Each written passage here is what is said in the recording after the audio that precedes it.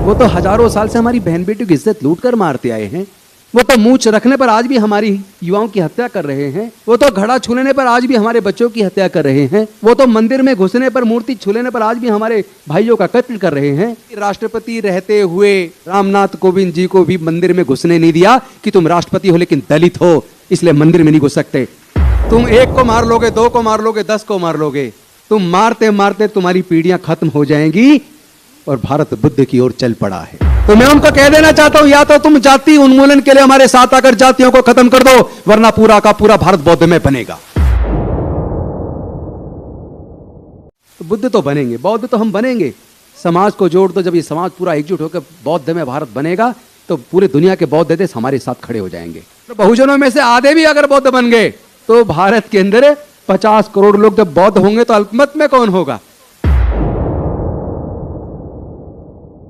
और भारत किसी के बाप की बपोती भी नहीं है।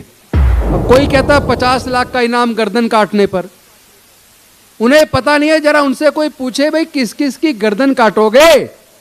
सच्चा अंबेडकरवादी कभी डर नहीं सकता, और डर तो दूर की बात है, वो आसानी से कभी मर भी नहीं सकता। हमारे अंदर जो खून का प्रवाह है वो डॉक्टर बाबा साहेब अंबेडकर का खून है। उसको डराने की कोशिश मत करना। डर तो तुम्हारे व्यवहार में और नजर आ रहा है। पहली बार लगा कि तीर सही निशाने पे लगा है। मैंने जो कल राष्ट्रपति जी को चिट्ठी लिखी, होम मिनिस्टर को लिखी, बाकी सारी अथॉरिटीज को लिखी, सुप्रीम कोर्ट को लिखी, हाई कोर्ट को लिखी, मैंने उसमें यह बात लिखी जो आपने उठाई अपने भाषण में। ये धमकी देने वाले लोगों की इस बात की जांच कीजिए, ये पैसा इनके पास से आता कहां से है, इसके सोर्स क्या है। और दूसरी बात मैंने उसमें लिखी, इनके कौन से आतंकवादी संगठनों से तार जुड़े हैं, इसकी भी जांच होनी चाहिए। अरे आपको अगर मेरे शब्दों में जरा सा भी झूठ नजर आए तो राजेंद्र गौतम की गर्दन काट देना। जितने दलित बहुजन है, जरा सबके ब्लड के नमूने लेकर अच्छी से अच्छी लैब में जांच करा लो तो डीएनए से पता लगेगा हमारा खून एक है। अगर हमारा खून एक है तो फिर आपस में रोटी बेटी का रिश्ता करने में दिक्कत क्यों है? यह उनका डर है, उन्हें लग रहा है कि वो अल्पमत में आ जाएंगे अगर सारे बहुजन बौद्ध हो गए। तो मैं उनको कह देना चाहता हूं, या तो तुम जाति उन्मूलन के लिए हमारे साथ आकर जातियों को खत्म कर दो, वरना पूरा का पूरा भारत बौद्ध में बनेगा। तुम रोक नहीं पाओगे। तुम एक को मार लोगे, दो को मार लोगे, 10 को मार लोगे, तुम मारते मारते तुम्हारी पीढ़ियां खत्म हो जाएंगी और भारत बुद्ध की ओर चल पड़ा है। हम लोग कोई कमजोर लोग नहीं हैं। हमारे महापुरुषों ने पूरे जीवन मेहनत से खाया है और तुम लोगों में से ज्यादातर ने हमारी मेहनत का चुरा के छीन के खाया है। तो ये डराने की कार्रवाई, ये डराने की भाषा बोलना बंद करो। ये भाषा बताती है कि तुम डर गए हो, क्योंकि तुम्हें अब लग गया है कि अब भारत और बहुजन बुद्ध की ओर चल पड़ा है। तो बुद्ध तो बनेंगे, बौद्ध तो हम बनेंगे।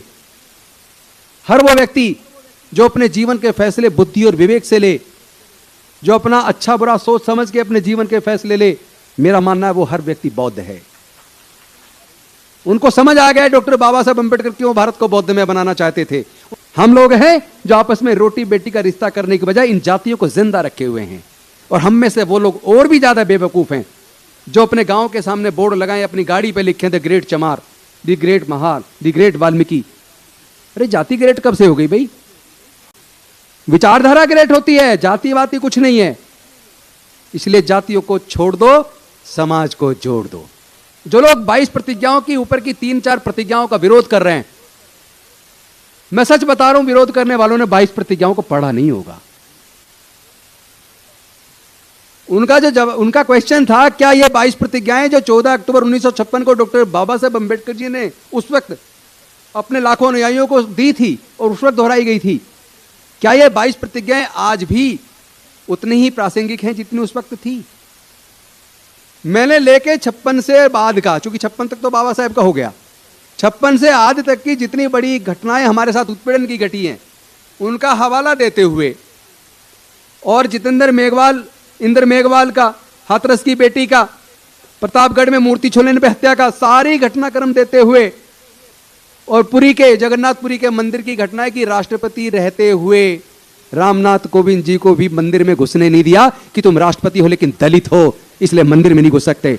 इस सारा हवाला देते हुए मैंने कहा इन परिस्थितियों से प्रतीत होता है कि जो परिस्थितियां उस वक्त थी वो खत्म नहीं हुई हैं। इन 22 प्रतिज्ञाओं की प्रासंगिकता आज भी उतनी है और भारत किसी के बाप की बपोती भी नहीं है। जिनको ठेस लग रही है ना भावनाओं की, उनको केवल हमारे शब्दों से ठेस लग रही है। वो तो हजारों साल से हमारी बहन बेटियों की इज्जत लूट कर मारते आए हैं। वो तो मूंछ रखने पर आज भी हमारी युवाओं की हत्या कर रहे हैं। वो तो घड़ा छूने पर आज भी हमारे बच्चों की हत्या कर रहे हैं।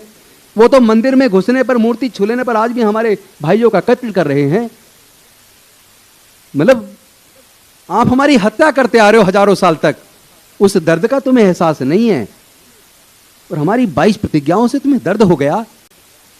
अगर ये तुम्हें दर्द हो रहा है तो जब तक तुम जातिवाद को जड़ से खत्म करने के लिए हमारे साथ नहीं आते, ये दर्द हम तुम्हें बार बार देंगे।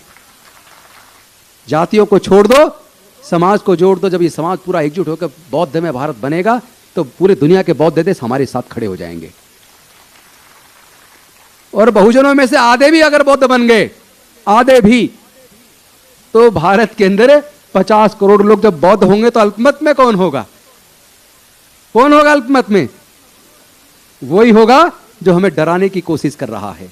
मैं इसे अपने संघर्ष की जीत मानता हूं कि पहली बार आरएसएस चीफ को आके यह कहना पड़ा कि अब वर्ण व्यवस्था और जातिवाद खत्म होना चाहिए। अब यह तय समाज को नहीं करना चाहिए कौन घोड़ी पर चढ़ेगा कौन नहीं चढ़ेगा। सबके जलाशय, मंदिर, कब्रिस्तान एक होने चाहिए। यह पहली बार आरएसएस ने बोला है। यह डॉक्टर अंबेडकर वाद की जीत है। इसको भी और आगे बढ़ाना है, क्योंकि अभी तो केवल मन में नहीं है, जुबान पे आया है। अभी उन्हें मन में भी स्वीकार करना पड़ेगा। आपने मुझे सम्मान दिया, बोलने का मौका दिया, इसके लिए मैं आपका आभार व्यक्त करता हूं। बहुत बहुत धन्यवाद। नमो बुद्धाय। जय भीम, जय भारत।